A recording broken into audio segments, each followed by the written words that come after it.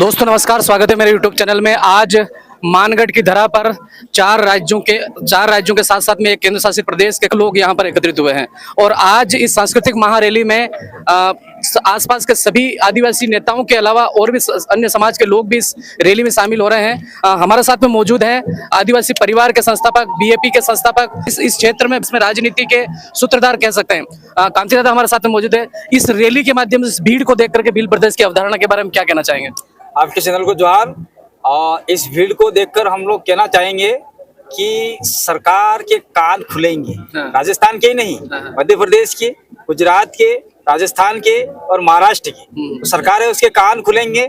और मैं तो कहना चाह रहा हूँ, केंद्र सरकार में जो मोदी सरकार बैठी हुई है और हमारे राष्ट्रपति द्रौपदी मुर्मू जी बैठी हुई है, उनके भी कान खुलेंगे कि आदिवासी एक कैसे हो रहे हैं। जिस प्रकार से आदिवासी यहाँ पर एक हो रहे थे, तो अंग्रेजों ने जो गोलियां बरसाई और सामंती राजाओं ने जो गोलियां बरसाई इसी स्थान पर, ठीक उसी प्रकार से हमें कहीं अंदेशा है कि आदिवासी एक हो रहे, इनको तितर बर्तर करने के लिए या तो सरकार गोलियां बरसाए या हमारा राज्य बना के दे दे। ये उनके दिमाग में हो सकता है। भील प्रदेश क्यों चाहिए? भील प्रदेश ये इलाका हमारा टेरिटरी है। भील प्रदेश बनने से यहाँ के जो लोग हैं, आपको भोपाल नहीं जाना पड़ेगा, जयपुर नहीं जाना पड़ेगा, बॉम्बे नहीं जाना पड़ेगा, गांधीनगर नहीं जाना पड़ेगा। जाते भी हैं तो उनको कोई पूछने वाला नहीं। बेचारे सोएंगे कहाँ, खाएंगे कहाँ, पिएंगे कहाँ, ये हमने समस्या देखी हुई है। इसलिए भील प्रदेश बनता है तो 200-300 किलोमीटर रेडिएशन में हमारा केंद्र बिंदु बना के हम लोग राजधानी बनाएंगे ताकि यहाँ की समस्याएं आराम से हो सके। भील प्रदेश इसलिए बनाना चाहते हैं कि यहाँ के जो संवैधानिक प्रावधान है, 5वीं अनुसूची का जो प्रावधान है वो संपूर्ण रूप से लागू हो सके। जैसे 6ठी अनुसूची की जो प्रावधान है वो डायरेक्ट नहीं, सीधे तरीके से हमारे इलाके में कुछ प्रावधान लागू है। तो आने वाले समय में अगर भील प्रदेश बन जाता है तो ये 6ठी अनुसूची के आसपास चला जाएगा और इसमें ऑटोनॉमस काउंसिल का अधिकार पूर्ण रूप से मिल जाएगा। अभी है लेकिन पूर्ण रूप से नहीं है। तो इसके बाद में हमारे यहाँ की जो बोली है, लैंग्वेज है, जो उसका आपका 8वीं अनुसूची में लेके उसको मान्यता मिल जाएगी। भीली बोली को, जिस जॉर्ज गिरिसन ने उनके पास में उसका रिसर्च किया था, वही बोली भाषा काम को मिल जाएगा। इसके बाद में खनिज संपदा है, इसके बाद जल जंगल जमीन है, माही का पानी जा रहा है बाहर और इस इलाके के जितने भी डैम बने हुए उनका पानी बाहर जा रहा है। तो हमारे इस इलाके के तमाम वर्ग को, इस इलाके में आदिवासी ज्यादा रहता है, भील कम्युनिटी ज्यादा रहता है, तो जहाँ जहाँ जिनके खेत है उनको पानी मिले, पीने का, नहाने का, धोने का।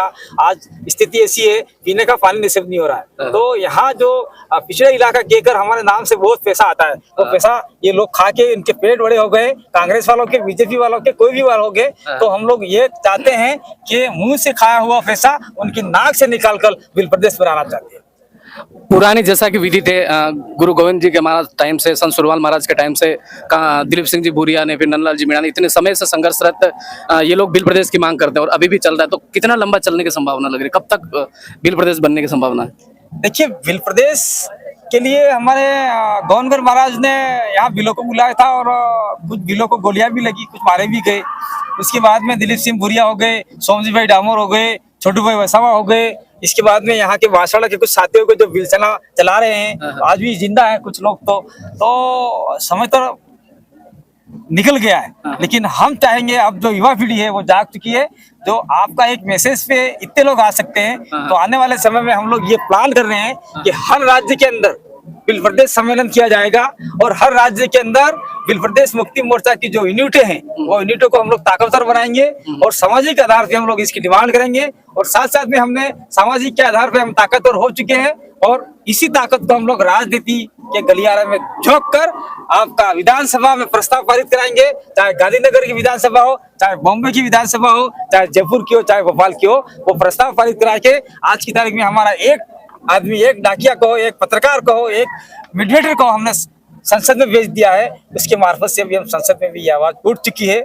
और आज कौन कहता था कि विधानसभा में जय भील प्रदेश, जय आदिवासी, जय जोहार के नारे लगेंगे, उद्बोधन होगा, संसद के अंदर होगा। आज आवाज उठ चुकी है। तो हो सकता है कि आने वाले समय में ये भील प्रदेश बन के रहेगा। ये सारे युवा तैयार हैं। अब युवा तैयार थे, अब जैसे बुजुर्ग भी आ गए। ये हमारे साथी, इसकी तरफ कीजिए। ये पांडिचेरी केंद्र सरकार से आए हुए हैं। क्यों आए हैं? कि यहाँ भीलों के लिए, आदिवासियों के लिए एक राज्य बने, ये अपना समर्थन देने के लिए आए हैं। और अन्य राज्यों से भी लोग आए हैं। तो निश्चित रूप से हम लोग लड़ाई लड़ेंगे, फाइट करेंगे और हमारा भील प्रदेश बना के रहेंगे। धर्म को लेकर के बहुत सारे विवाद चल रहे हैं। आदिवासी, कोई कह रहा है आदिवासी हिंदू धर्म को मानना चाहिए, पुराने जमाने से मान रहे हो, कुछ कोई नेता, कोई मंत्री भी आरोप लगा रहे हैं। आदिवासी किस धर्म को माने? जैसे भील प्रदेश बनता तो उसका पर्टिकुलर धर्म क्या होगा? देखिए, जो कह रहा है कि आदिवासी फलाने धर्म का, ढकड़े धर्म का, माकड़े धर्म का, ऐसा कह रहा है, मैं तो उसको कहना चाहता हूँ कि पहले धर्म की किताबें, संविधान की किताबें पढ़ के आवे। अब कोई लोग हिंदू धर्म को मान रहे हैं, उनकी आस्था है, आदिवासी ठीक है, और कोई मुस्लिम को मान रहा है, आप कहेंगे मुस्लिम क्या मान रहे हैं? आप चले मध्य प्रदेश के अंदर, पायल तड़वी डॉक्टर थी, मर गई, पूरा तड़वी समुदाय भील कम्युनिटी का है, वो आज मुस्लिम को मान रहा है। इसके बाद में बांसवाड़ा के अंदर और कुछ इलाकों के अंदर, जागुआ के अंदर कुछ आदिवासी ईसाई को मान रहे हैं। इसके बाद में देख लिया जाए तो हमारा जो दाहोद है, उसके अंदर कुछ आदिवासी जैन को मान रहे हैं।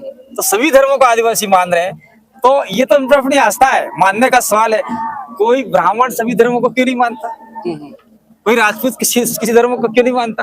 क्योंकि वो ऑलरेडी हिंदू है, हिंदू का पार्ट से, इसलिए मान रहे हैं। और आदिवासी प्रकृति पूजक धर्म में है, और उसमें साफ लिखा गया है कि आदिवासी ना हिंदू है, ना मुसलमान है, ना सिख है, ना ईसाई है। आदिवासी इस कुदरती धर्म को मानने वाला है, प्रकृति पूजक को मानने वाला है। तो आने वाले समय में बिल प्रदेश बनता है तो हम प्रकृति पूजक, आदिवासी धर्म, ट्राइबल रिलीजियन कॉलम की बात करेंगे और उसको मना के रहेंगे। हमारी लड़ाई है, चली आ रही है। दूसरा, कुछ मंत्री लोग कहते हैं कि ये ऐसा वैसा कहते हैं, तो मंत्रियों को मैं कहना चाहता हूँ, आर्टिफिशियल क्या बताएंगे भाई हमको? आज से डिस्कस डिबेट करो, टेबल पे बैठ के चर्चा करो हमारे से कि भाई आप कहाँ से लाए।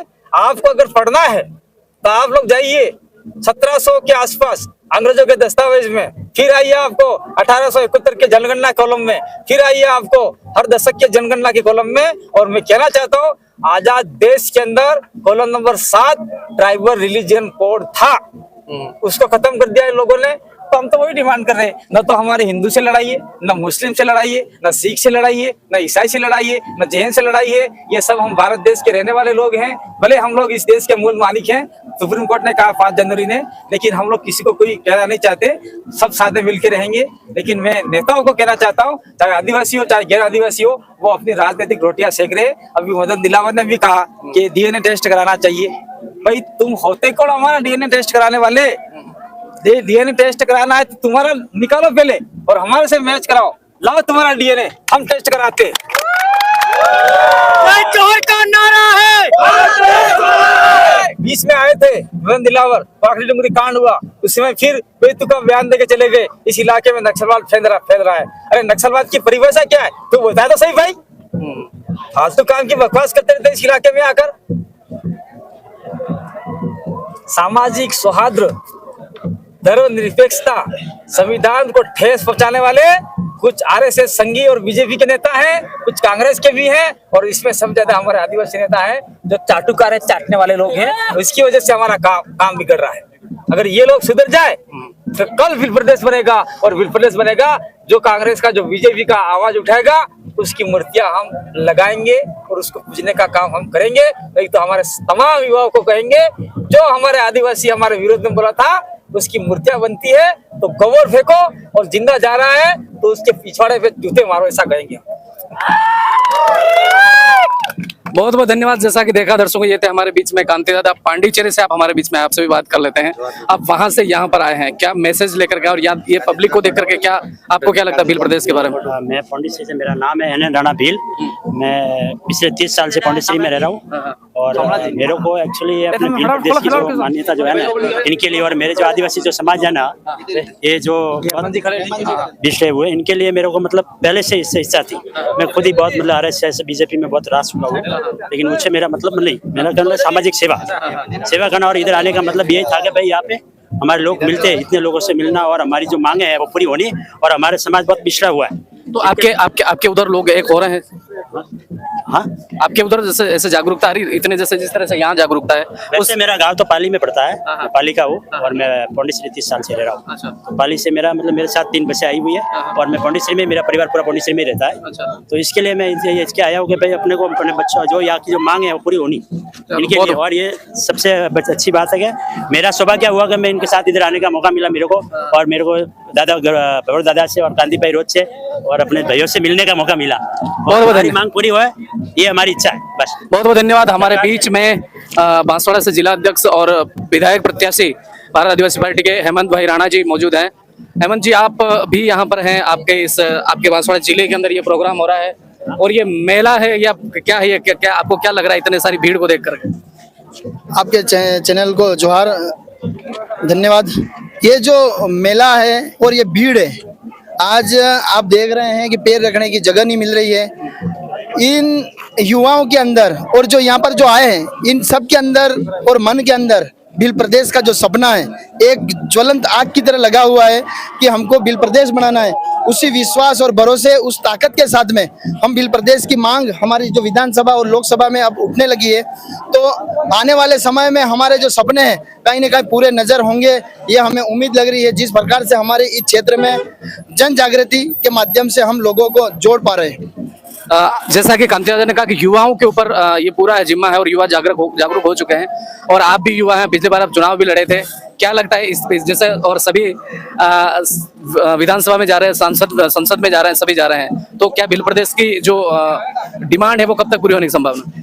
डिमांड देखो, ये तो हमारा एक लक्ष्य लेकर के चल रहे हैं। उस लक्ष्य की प्राप्ति को हम प्राप्त करने के लिए निरंतर कई वर्षों से हम मानगढ़ धाम पर एक बड़ा सम्मेलन हर वर्ष करते आए हैं, जो आज भी है।